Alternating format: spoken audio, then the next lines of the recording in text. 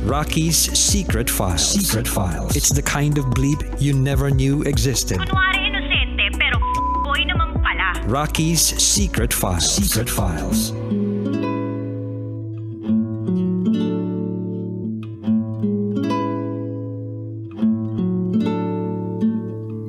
And we're back. Kasama nyo pa rin si DJ Rocky and this is Drake's Secret File. Si Drake na nagmahal ng hindi niya namamalayan. Na-fall sa isang babaeng nung umpisa kafubo lang. Gustong-gusto niya tong babaeng to kahit meron na siyang asawa. Etong babaeng to na si Tita MJ, pang third honor siya. Hindi siya yung valedictorian, sis. Baga may asawa na si Tita MJ, tapos kabit pa siya nung bisor niya, tapos siya yung pangatlo. O diba? Saan ka pa? Payag siya sa pang third level degree lang siya. Tatanggapin at tatanggapin pa rin niya. Pero ngayon nga, diba? He wanna win her back. Pero hindi na yata pwede.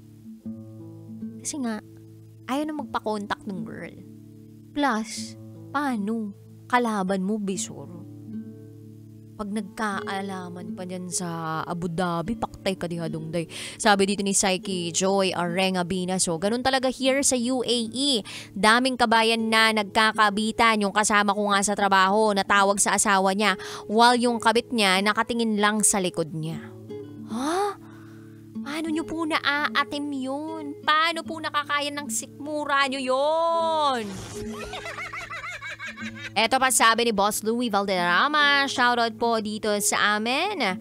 Hanggat maaga po itigil na ng sender natin ang mga maling ginagawa niya, may balik yan sa kanya.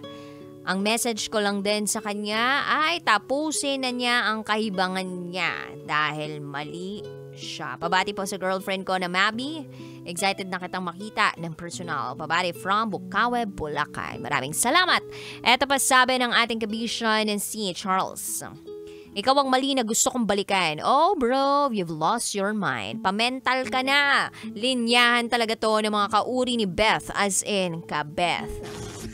Ikaw ang mali na gusto kong balikan, ikaw at ikaw pa rin. Kahit may iba ka ng mahal and whatsoever. Gusto nyo bang gilitan ko ang leeg nyo, gigil nyo po ako eh. Ay, si Charles. Ito pa ang sabi ng ating kabisyon na si Renz Chavez. Pasuyo po paki-shoutout po ang BRP Batangas ng Philippine Coast Guard. Sabi pa dito ni Matet Nobleza, sana naging cheater na lang ako. Ha ha ha ha. Bakit naman ginusto mo na maging cheater ka, hoy? Wag ganun. Eto pa, sabi ni Darwin, ang tukso ay parang adiksyon. Hanap-hanapin mo yan dahil yan ang papasaya sa'yo. Drake, sana lang yung huli mong sinabi sa SF mo, mai-apply mo rin sa sarili mo. Huwag mo nang balikan si MJ dahil galing din siya sa maling relasyon. Payong lalaki lang. Eto pa sabi ni JP, siguro nung nakahanap nga siya ng katapat sa maling pagkakataon. Imagine, iniisip niya yung kabit niya pero di siya maisip o hindi niya maisip yung asawa niya. Ay, sala yun. At huwag na sana maidamay pa yung mga nangangarap mag-ibang bansa na mga baguhan. Una, may PIDOS. Ano ibig sabihin ng PIDOS? Ipapaliwanag lahat doon tungkol sa pamilya na naiiwan sa Pilipinas. Basta mag-move on na lang siya. Yun lang po. Welcome back. DJ Rocky, ingat sa pag-uwi.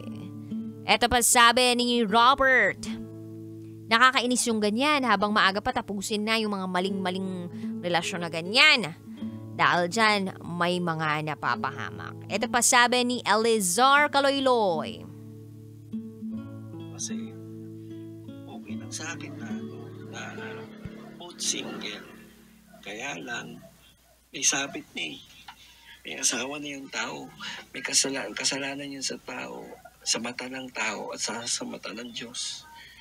Dapat, kay Drake, i-let go niya na kasi mahirap.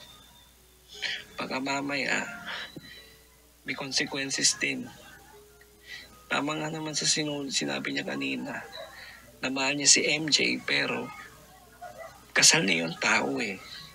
Maghintay tayo sa tamang panahon at si Lord ang bahala sa tamang babae na karapat-dapat para sa kanya. Kasi hindi ko maipaliwanag na oo nga, mahal niya si MJ. Dapat i-let go niya na yun. Kasi sa huli, masasaktan din siya dahil tama nga, sinubukan niyang labanan nararamdaman niya para kay MJ. Labanan yung tukso, yung bukso ng damdamin. Pero mali eh. Mali talaga eh.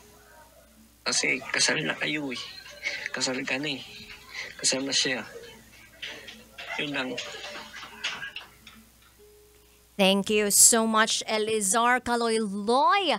Hindi mali kasal na siya, kasal ka na, kasal na kayong lahat. Para saan pa ang kasal kung hindi nyo naman paninindigan yung mga naging desisyon nyo? Sayang naman yung paggastos ninyo ng magkanong halaga para lang sa pagpapakasal ninyo, hoy. Imagine ninyo yung mga pagpapakasal ngayon nasa magkano ng presyo, ha? Nako, 100,000 pesos? Ay, baka caterer mo pa lang yung mapaggastusan mo nun. Ilan yung bilang ng bisita ninyo sa kasal? 50? Ay, naku, mag-budget ka na 1,000 kada tao. Alam mo yun, hindi biro yung pagpapakasal. So kung hindi nyo naman paninindigan yung sinumpaan ninyo, di sana hindi na lang kayo nagpakasal. Hindi pa kayo gumastos. Mamumblema pa kayo sa annulment. Kung hindi nyo kayang mag-stick sa iisang tao, huwag nyo naman pagdusahin yung ibang tao sa kagagawan ninyo. Kung magdudusa ka, huwag mo naman damay ng iba. Hindi yung may asawa ka na nagagalit sa'yo, nahuhuli kang nambababae.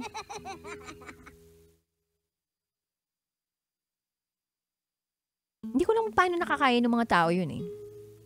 Yung tipong nagpakasal sila, pakiramdam nila, mahal nila tong taong to, nag-anak sila.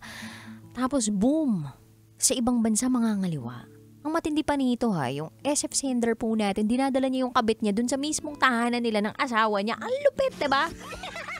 Kung ano siguro yung hinihigaan nila ng asawa niya, hinihigaan din nila ni MJ nung kabit niya. Tapos kung hindi pa tumigil tong si MJ, kung hindi niya pa sinabi na ayoko na, titigil ba yung relasyon nila? Matitigil ba yun? Di ba hindi? Gusto pa nung ating SF sender. It was very clear na gusto niya pa. Gusto niyang habulin. Kaya lang paano? May asawa siya, kabit siya, pangatlong level nga siya, pangatlong degree nga di ba?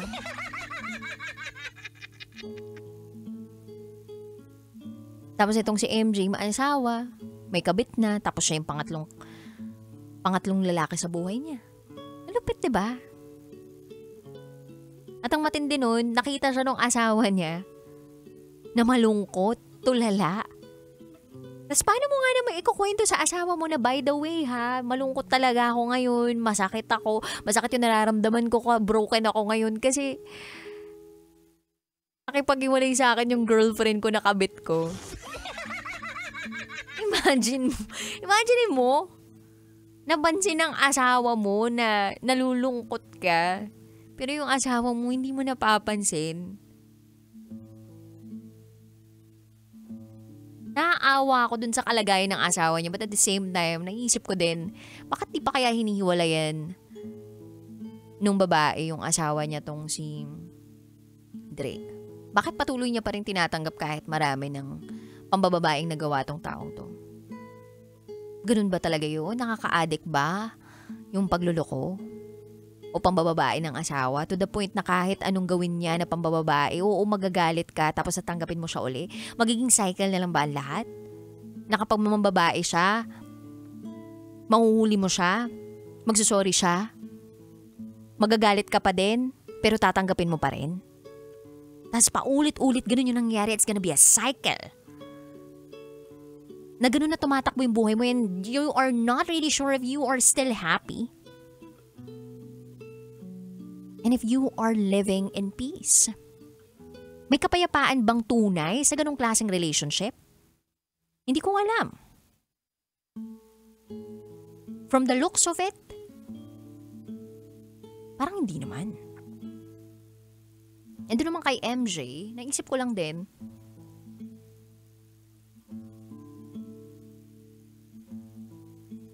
paano? Paano mo nagagawang magdagdag pa ng tao sa buhay mo?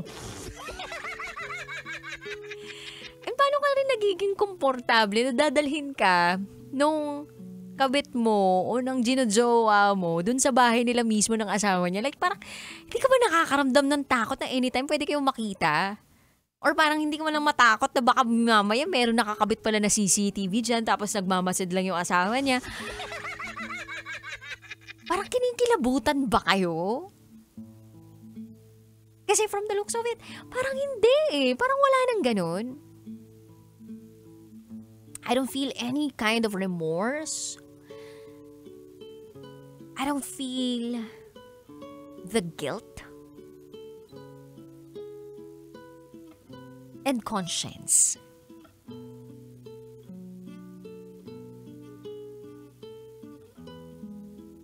Conscience, guilt, remorse. Lahat ng yun parang wala. Oo, naiisip mo, pero nagigilty ka ba? Nakukonsensya ka ba? Nagsisisi ka ba?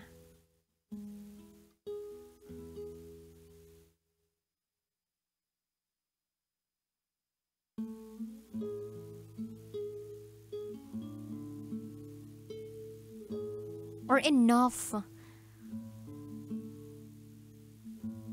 of these questions? Siguro ang tanong ko na lang is that, masaya ka ba? Drake, masaya ka ba? Masaya ka ba sa mga desisyon mo sa buhay? Ano ba talaga nagpapasaya sa'yo? Asawa mo ba yung nagpapasaya sa'yo? Anak mo ba yung nagpapasaya sa'yo? Bakit hindi ka mapirme sa isang babae? Bakit laging dapat meron kang natitikmang ibang babae? Bakit hindi sumasapat yung asawa mo at yung anak mo? Anong kailangang mangyari para tumigil ka na sa pambababae mo? Kailangan ba ng isang MJ pa talaga para maparealize sa'yo na hindi dapat tinutularan yung tulad mo? O kailangan ba talaga may maputol? Ano tong maputol na to, DJ Rocky? Maputol na klase ng ugnayan, di ba?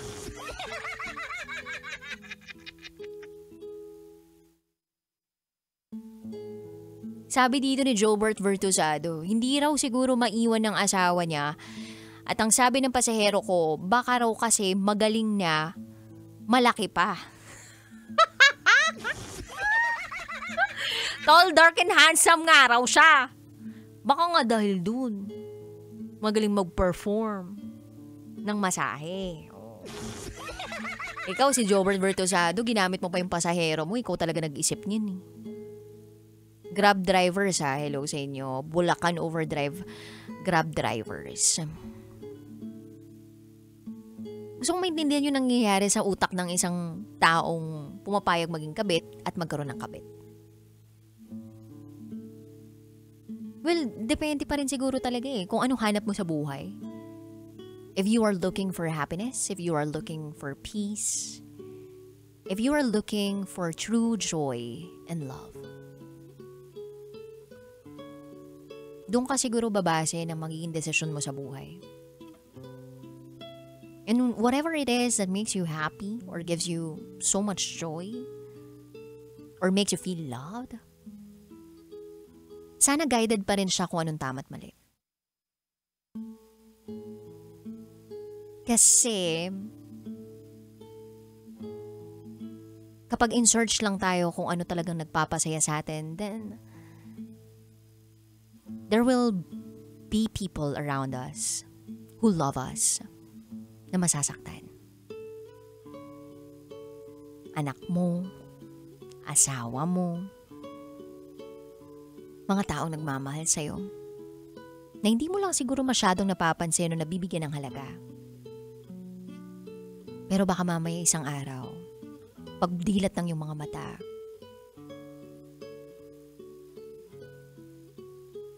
hindi mo na maramdaman yung kanilang presensya. At doon mo mapagtanto yung tunay nilang halaga.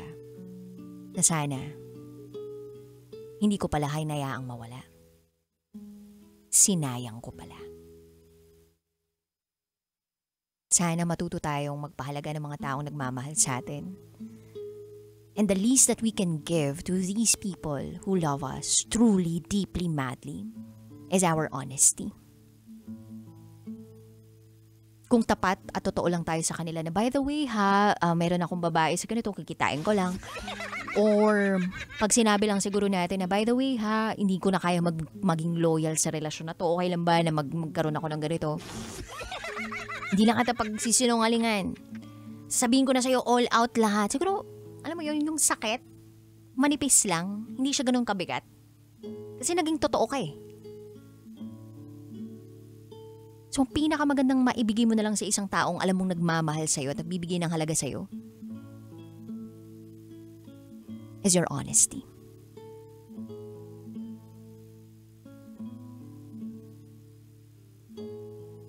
Sa mga kabisyo po natin out there na gustong mag-share ng kanilang secrets, share it to me.